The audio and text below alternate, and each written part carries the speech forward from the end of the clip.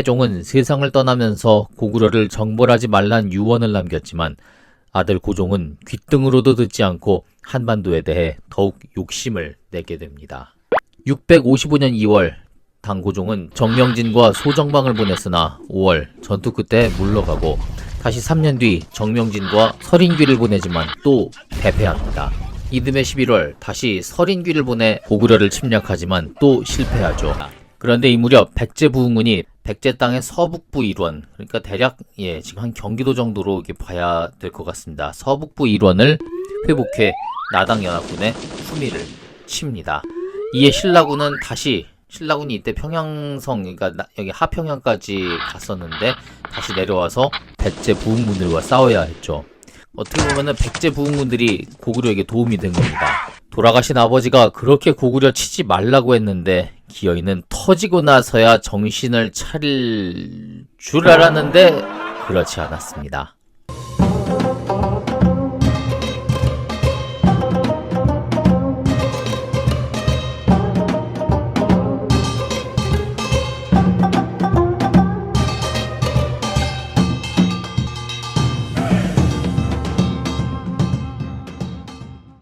고구려가 실패하니까 당나라가 다시 고개를 듭니다. 고구려한테 터지고 넉 달밖에 안 지났습니다. 8월 소정방은 10만 대군을 선단에 태우고 보장왕이 머무르는 하평양으로 옵니다. 연개소문도 연개소문이지만 백제에서도 의자왕이 항복해야 나라가 망했듯이 여기에 있는 보장왕만 잡으면은 게임 끝나는 거거든요. 바다를 건너 대동강을 타고 하평양을 포위할 정도가 됐지만 공방전만 지속하다가 함락시키지 못했습니다. 남쪽은 이렇고요. 서쪽에서도 군사가 옵니다. 9월 당군이 요수를 넘어 압록강을 향해 왔는데요. 이때 연개소문의 장남 연남생이 이끄는 고구려군에 밀려 퇴각했습니다. 자, 백제랑 고구려 정말 많이 다르죠? 잠시 쉬었던 당나라는 또 한 번 고구려를 공격합니다. 655년 당고종은 소정방, 방효태, 이마상, 계필, 하력 등을 앞세워 무려 100만 대군을 보냅니다. 이 중 방효태는 수십만의 대군으로 장안성 부근까지 쳐들어왔는데요.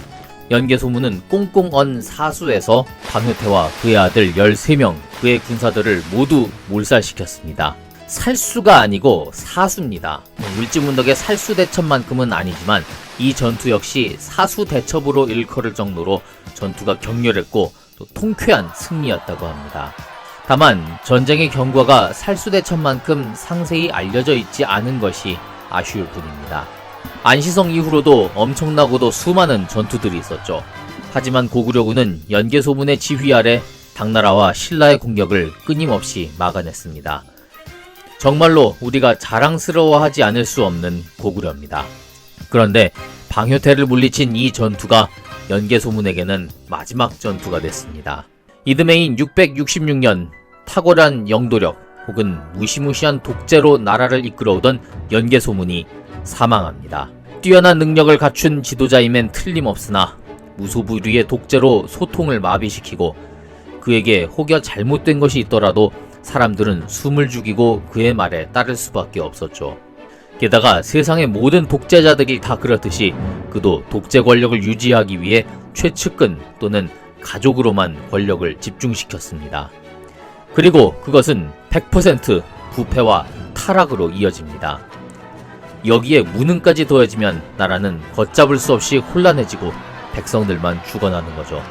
연개소문이 죽자마자 이 여파가 나타납니다. 즉위 후 20년이 넘도록 허수아비 노릇만 한 보장왕에게 리더십이 있을 수 없었습니다. 할 수 있는 거라고는 그저 죽은 연개소문을 대신해 자신이 의지할 다른 신하를 세우는 일 뿐이었죠.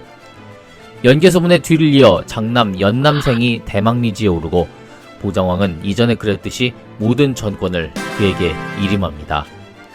그런데 연남생의 두 동생인 연남건, 연남산 이 둘은 형의 권력 독식에 불만을 품고 연남생이 변방을 순행하는 사이 왕명을 빙자해 그의 측근들을 없애고 형까지 잡으려고 했습니다. 이 소식을 들은 연남생은 국내성에 몸을 숨기고 자신의 아들 연헌성을 당나라에 보내 구원을 요청합니다. 연남생의 구원 요청을 받은 당고종은 계필 하력에게 그를 마중하게 했고 연남생은 군대를 거느리고 당으로 탈출하는데 성공합니다. 방금 전까지 당나라에 대항해 나라를 지키던 대망리지가 나라를 팔아먹게 생겼습니다. 연남생도 억울한 면이 많겠지만 우리 역사의 대표적인 매국노가 된 건 부정할 수 없는 사실입니다. 나라 꼴이 이게 뭡니까? 연개소문이 독재하면서 나라를 비정상적으로 만들더니 그가 죽자마자 아들들이 모두 싸움질입니다. 연개소문은 죽기 직전 아들들에게 절대로 갈라져선 안 된다고 유언합니다. 하지만 권력은 절대 나눌 수 없는 법이고 당연한 순서로 형제들은 싸움을 시작합니다. 왕권이 됐든 여타 정치 권력이든 또는 재벌이든 아버지의 권력이 이어질 때 형제들끼리 사이좋게 나눠가는 이들은 동서고금을 막론하고 세상 그 어디에도 없습니다. 상황이 이렇게 되면서 형을 몰아낸 연남관이 대망리지가 돼 조정을 재편합니다. 하지만 고구려 조정은 이미 많은 신하들이 제거돼 어수선했고 민심도 연남건, 연남산 이 형제에게서 등을 돌렸죠. 연남건이 아버지를 얼마나 닮았는지 모르지만 아버지만한 아들 없다고 신하들은 연개소문 때만큼 그를 따르지 않았습니다. 어쩌면 연개소문 시절 독재에 대한 불만이 걷잡을 수 없을 정도로 터져나왔고 연남건은 이를 수습할 능력이 없었다고 봐야겠죠. 연개소문 사후 고구려는 이렇게 급속도로 혼란의 길을 걸어갑니다. 설상가상으로 연개소문의 동생 연정토, 이 연정토는 한반도 쪽 12개 성을 가지고 신라에 투항해버렸습니다. 벌써 연개소문 가족에서 매국노가 둘이나 나왔죠. 당연히 신난 건 당나라입니다. 당 고종은 이 기회를 놓치지 않고 연남생의 군사를 앞세워 이적, 기필하력, 확처준, 백안육 등에게 대군을 내주어 고구려를 치도록 합니다. 자, 이제 결과는 여러분들도 이미 잘 아실 것 같습니다. 다음 시간에 나당연합군이 어떻게 고구려를 다시 공격하고 어떤 모습이 나타날지 지켜보겠습니다. 마지막으로 드라마의 한 장면을 빌어 연개소문과 고구려에 대한 평을 들어보도록 하겠습니다. 왕조중심 꿀국사, 지금까지 꿀이었습니다. 연개소문이 권력을 장악한 후 고구려의 조정과 귀족들은 연개소문에게 아첨하고 그 눈밖에 나가지 않기 위해서 복지부동하는 태도로 일관해왔다. 비록 연개소문이 살아생전에는 국론을 한 곳에 집결시켜 강국의 모습을 보이기도 했지만 결국은 왕실의 권위는 실추되고 나라를 위해 중원을 올리는 국품은 사라졌다. 연개소문이 죽은 후에는 그 병폐가 드러나 국론은 분열되고 자식 삼형제는 권력을 탐해 권력 상쟁을 벌이지 않았는가? 남생은 한줌도 안 되는 권력을 되찾기 위해 당 황제에게 군사를 청해 스스로 고구려를 치는데 길잡이 노릇을 하는 통탄의 일까지 벌어졌다.